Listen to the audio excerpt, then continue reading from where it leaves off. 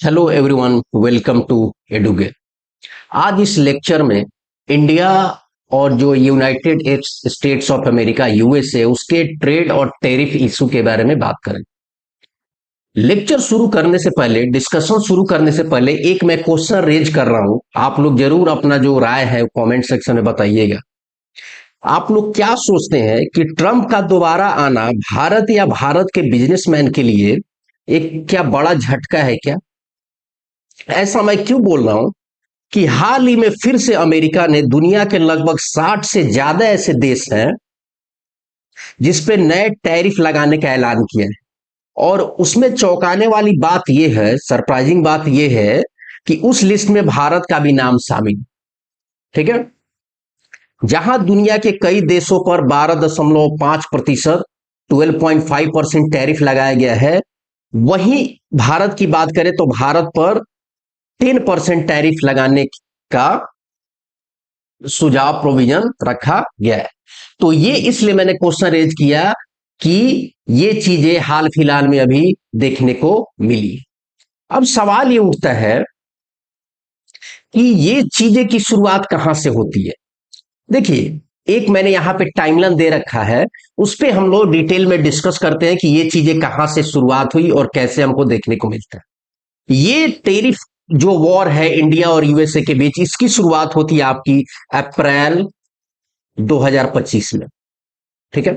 अप्रैल 2025 में क्या होता है कि ट्रंप ने इंडिया पे 26% रेसिप्रोकल टैरिफ डिक्लेयर कर दिया। ठीक है। रेसिप्रोकल टैरिफ डिक्लेयर कर दी कि हम लोग जो है, ये कब की बात हो रही है, एक टाइमलाइन में डिस्कस कर रहा हूं कैसे कैसे यूएस और इंडिया के बीच एक प्रकार से टैरिफ वॉर देखने को मिला। तो अप्रैल 2025 की घटना है, इसको आप लोग 26 समझे। 26% रेसिप्रोकल टैरिफ को डिक्लेयर कर दिया। फिर 90 दिन के बाद कुछ नेगोशिएशन के बाद इसको पॉज कर दिया गया। ठीक है। फिर बात आती है अगस्त 2025 की। अगस्त 2025 में क्या होता है कि बेस टैरिफ जो 25% हुआ, जो 25% फिर बेस टैरिफ लगा दिया जाता है। फिर रशियन ऑयल इंपोर्ट जारी रखने की सजा इंडिया को दिया जाता है, क्योंकि उस समय मिडिल ईस्ट में बहुत सारे ऐसे क्रिटिकल सिचुएशन चल रहे थे, वॉर चल रहे थे, ईरान इजराइल वॉर ये सब चल रहा था। इसमें इंडिया को कहीं ना कहीं रशिया से ऑयल खरीदना बहुत ही इंपॉर्टेंट था कि भाई हम लोग इंडिया में ऑयल की कमी न रहे।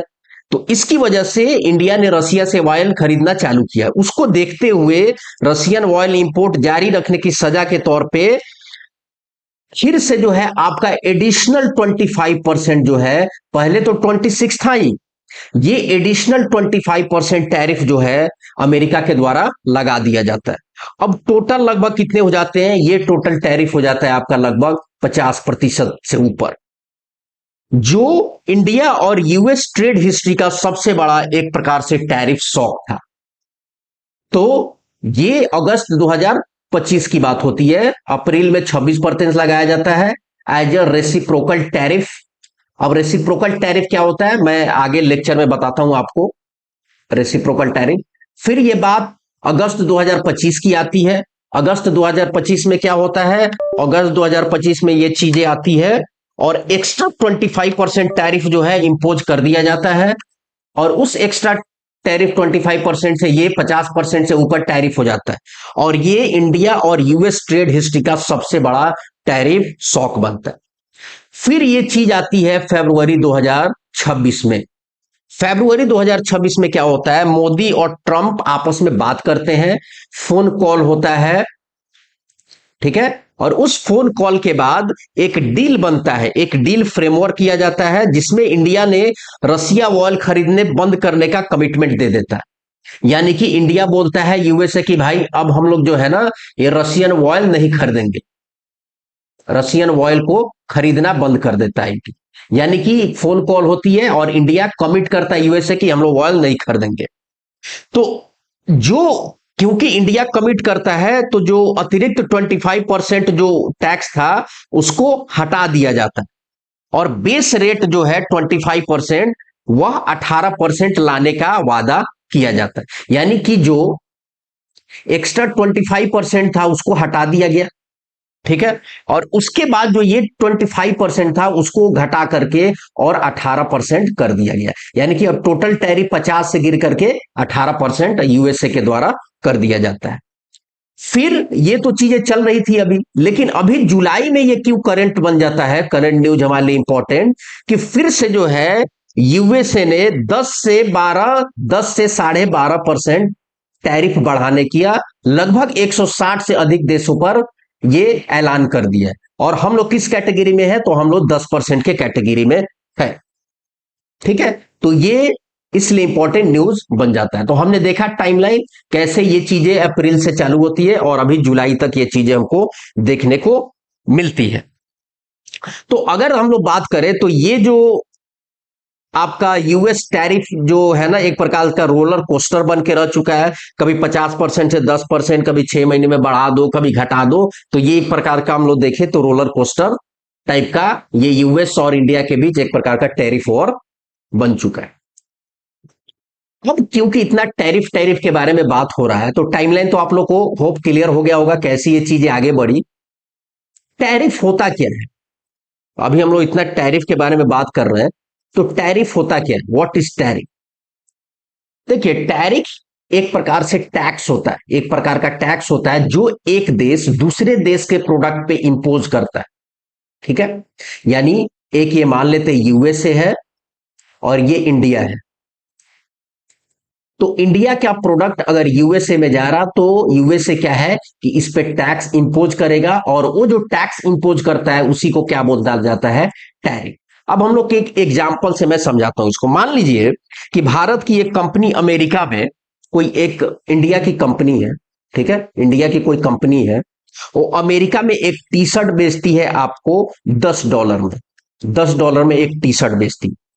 अगर अमेरिका उस पर अगर 10% का टैरिफ लगाता है, यानी इंपोर्ट टैरिफ अगर लगाता है, तो उस शर्ट पे कितना लगेगा आपका, लगभग ₹1 लग जाएगा टैक्स, ठीक है। यानी कि अगर 10% यूएसए टैरिफ लगाता है तो वो टी शर्ट क्या हो जाएगा, मार्केट में ₹11 की मिलने लगेगी, ठीक है। अब वो अमेरिका में कितने की बिकने लगेगी, ₹11, यानी 10% तुमने टैक्स लगाया तो $1 कीमत बढ़ गई, और जो पहले ₹10 का अमेरिकन मार्केट में बिकता था अब वो कितने का बिकने लगा, $11 में बिकने लगा। अब इन चीजों से क्या होगा, इसका इंपैक्ट क्या होगा, अगर ये 10% नहीं लगाता तो ये चीजें $10 पे मिलती, लेकिन क्योंकि लगाया तो $1 दाम बढ़ गया है। इससे ये इंपैक्ट होता है कि जब चीजें क्या हो जाएंगी, महंगी हो जाएगी, यानी कि जो इंडियन जो प्रोडक्ट है अमेरिका में महंगी हो जाएगी, तो क्या उसके रिपरकशंस होंगे, अमेरिकी लोग भारतीय टी शर्ट खरीदना कम कर देंगे, अपने देश में बनी टी शर्ट ज्यादा खरीदेंगे। और ट्रंप का यही असली मकसद था कि अमेरिका फर्स्ट, अगर आप लोगों को पता हो तो अमेरिका फर्स्ट का उसने स्लोगन दे करके, और सेकेंड टाइम ट्रंप जी आए थे यूएसए में।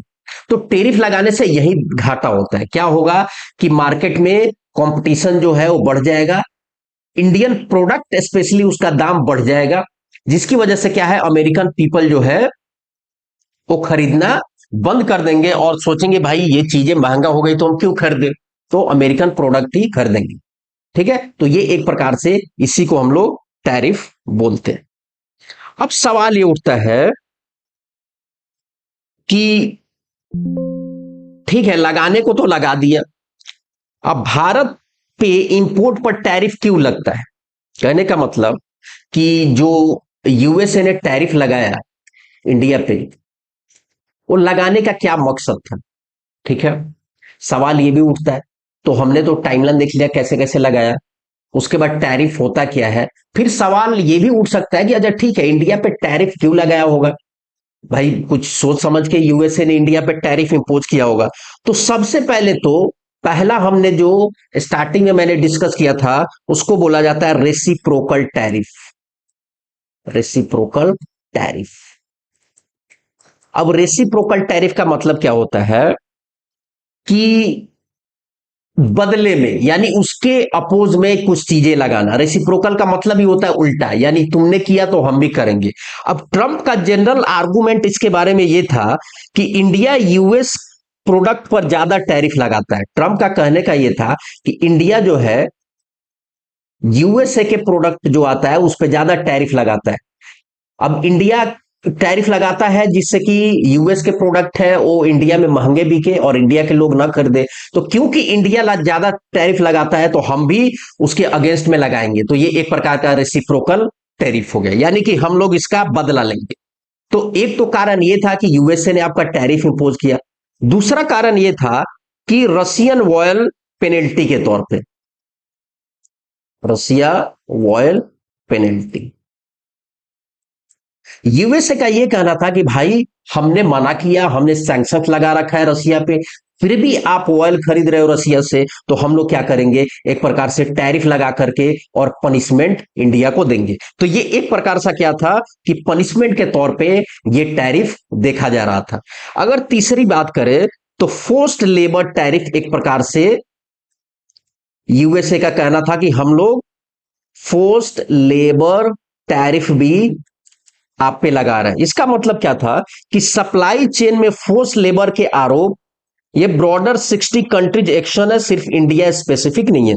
तो इस प्रकार के जो टैरिफ थे ये हर जो लगभग 60 से ज्यादा देशों पर पहले भी लगाए गए थे, जो अभी भी लगाए गए हैं। तो फोर्स्ड लेबर एक प्रकार से टैरिफ, जो सप्लाई चेन में फोर्स लेबर के अलग अलग आरोप लगते थे और फोर्स को, तो इस प्रकार से एक प्रकार से फोर्स्ड लेबर टैरिफ इंपोज किया गया था। सिर्फ ये इंडिया पे ही नहीं किया गया था, बाकी जो 60 से ज्यादा देश है उस पर भी किया गया था। ठीक है, तो यूएसए का इंडिया पे टैरिफ लगाने का मेनली 3 मोटो था। एक तो रेसिप्रोकल, फिर उसके बाद एक पेनल्टी के तौर पे क्योंकि हम लोग रशिया ऑयल खरीद रहे हैं, और एक फोर्स्ड लेबर टैरिफ के तौर पे भी यूएसए ने इंडिया पे टैरिफ लगाया। बात क्लियर हुई क्या?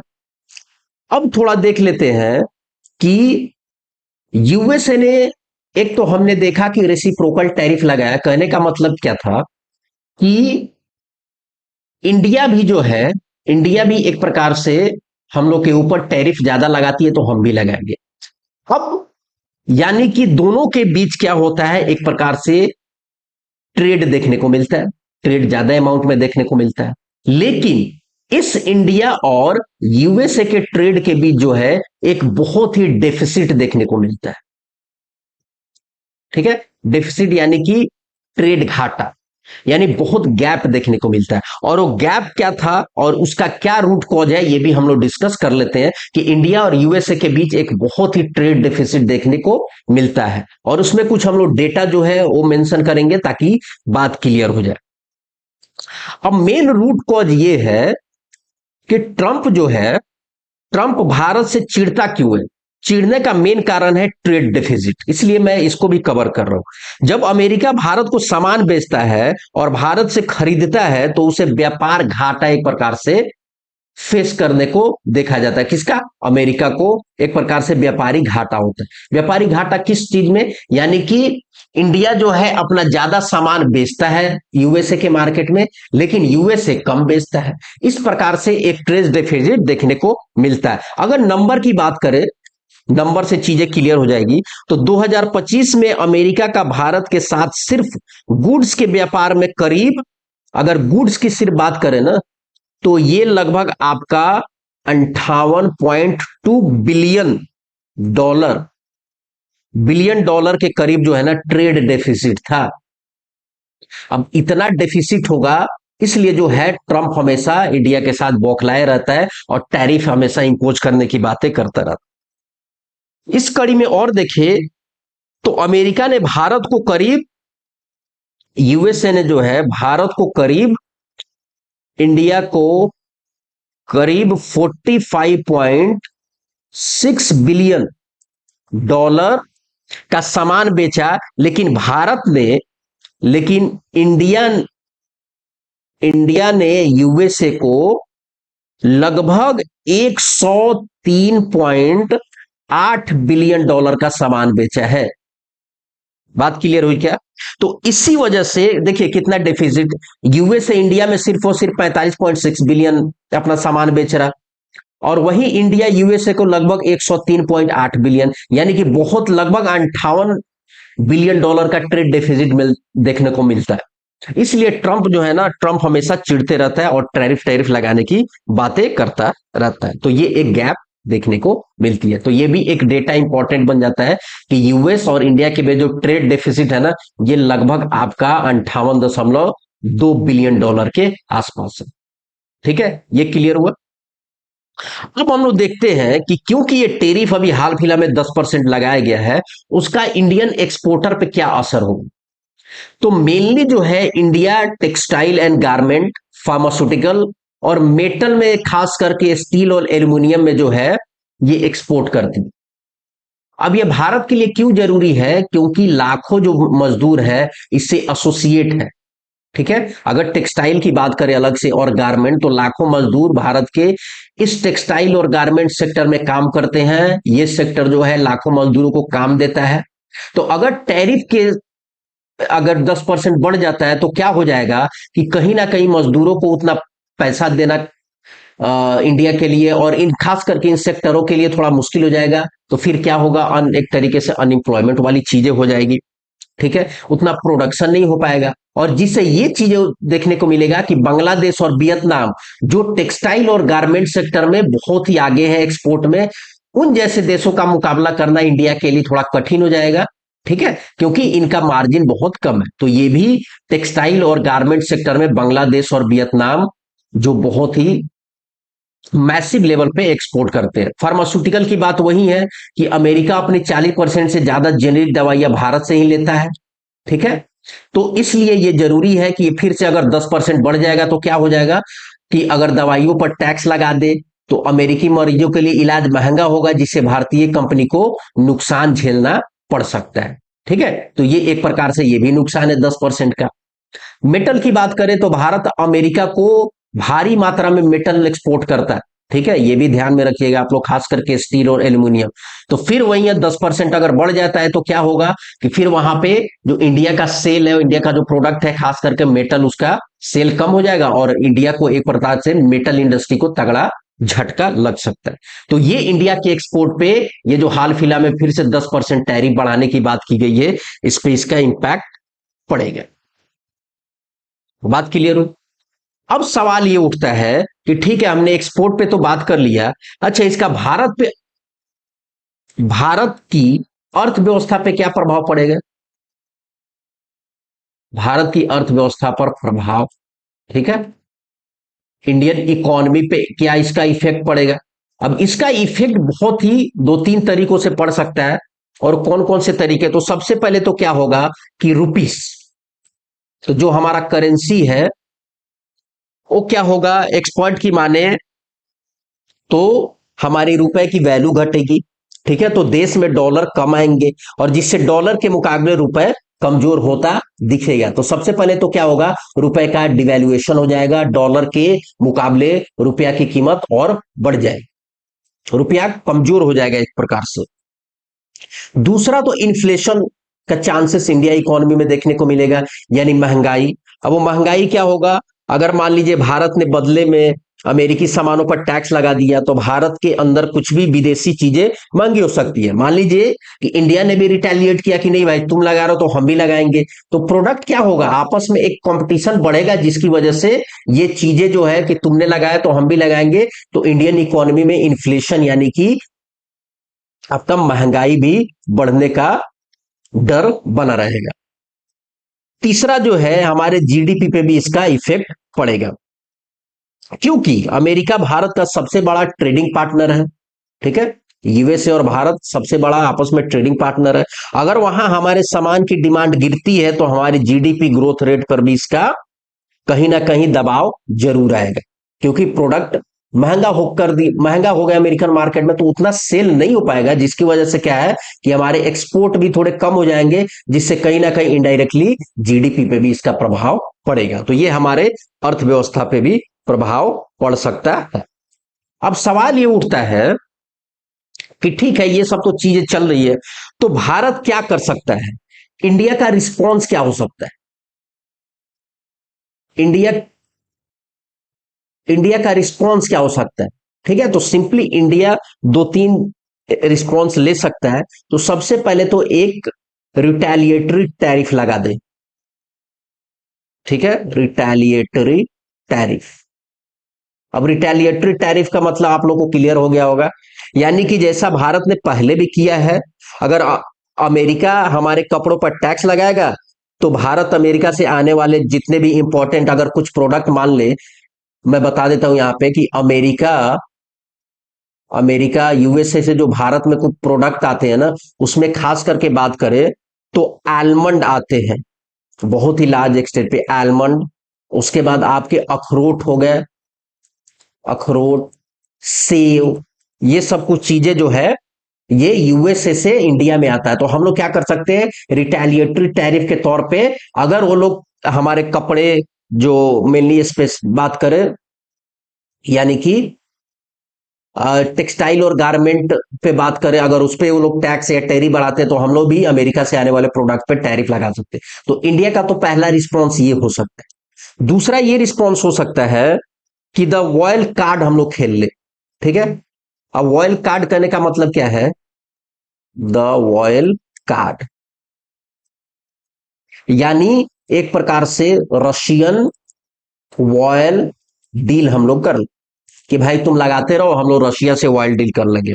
उसमें क्या हो सकता है कि एक चीज अगर आप लोग याद करें तो फरवरी 2026 की डील में ट्रंप ने भारत का टैक्स तभी कम किया था जब भारत ने अमेरिकी शर्तों पर एनर्जी और कोल खरीदने की बात की थी, ठीक है। अगर आप लोग को याद हो टाइमलाइन में मैंने बताया कि फरवरी 2006 में आपस में बात होती है और इंडिया एक कमिटमेंट करता है कि ठीक है हम लोग रशिया से ऑयल लेना बंद कर देंगे, लेकिन अगर तुम टैरिफ बढ़ा रहे हो तो फिर क्या हो सकता है कि हम लोग कोल खरीदने की बात की थी भारत अमेरिका, और ज्यादा क्रूड ऑयल खरीद कर ट्रंप को खुश कर सकता है। तो या तो हम लोग क्या कर सकते हैं, रशिया से फिर एक रिटेलिएटरी टैरिफ के तौर पर ले सकते हैं, या जो फरवरी 2026 में बात हो गई थी, हमने कमिटमेंट दिया था कि नहीं आने वाले टाइम में अमेरिकी शर्तों पर एनर्जी और कोल खरीदेंगे हम लोग, तो इस प्रकार से हम लोग अमेरिका के कंडीशन पे कोल और आपका एक प्रकार से एनर्जी खरीद करके और ट्रंप को खुश कर सकते हैं ताकि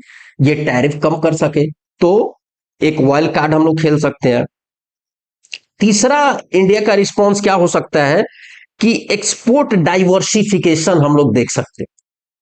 अब एक्सपोर्ट डाइवर्सिफिकेशन का मतलब क्या होगा, एक्सपोर्ट डाइवर्सिफिकेशन का मतलब आपका हो गया कि हमको जो है अब थोड़ा अमेरिका से अलग भी सोचना होगा, यानी कि हम लोग को मार्केट थोड़ा दूसरा देखना होगा, यानी कि अब अपने प्रोडक्ट का ना थोड़ा यूरोप में भी, उसके बाद मिडिल ईस्ट की बात करें तो मिडिल ईस्ट के जितने भी कंट्रीज है, उसके बाद साउथ ईस्ट एशिया जैसे नए मार्केट की तरफ अपने आप को एक प्रकार से पुश करना होगा कि अमेरिका जो बार बार टैरिफ लगा रहा है उससे कहीं ना कहीं हम लोग को एक अल्टरनेटिव सॉल्यूशन ढूंढने की जरूरत है, ठीक है। तो ये, और तीसरा क्या हो सकता है, चौथा चौथा अगर बात करें तो आपसी एक तरीके से डिप्लोमैटिक इंगेजमेंट,